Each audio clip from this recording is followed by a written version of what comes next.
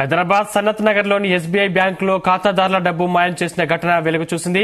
దీంతో సిబ్బందిపై పోలీసులకు ఖాతాదారులు ఫిర్యాదు చేశారు. 4,75,00,000 నిధులు మింగేసినట్లు కంప్లైంట్ చేశారు. ఇందుకు SBI Sanath Nagar branch manager కారణమని ఆరోపించారు. Sanath Nagar SBI bank manager Karthik Roy స్వాహా చేసిన ఘటన ఇప్పుడు సంచలనంగా మారింది.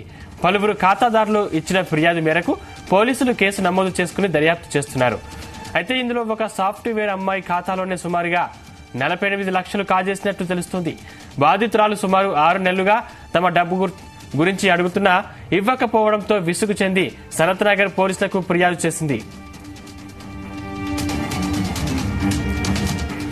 ఖాతాదారుల నగదును మాయం చేసిన బ్యాంకు మేనేజర్ కార్తిక్ రాయ్ పై పోలీసులు విచారణ చేపట్టారు. కోట్లాది రూపాయలు ఖాతాదారుల డిపాజిట్ నుంచి విత్డ్రా చేసుకున్న బ్యాంకు మేనేజర్ పై కఠిన చర్యలు తీసుకోవాలని బాధితులు డిమాండ్ చేస్తున్నారు. తాము దాచుకున్న డబ్బు కూడా ఇవ్వాలని కోరుకుంటున్నారు.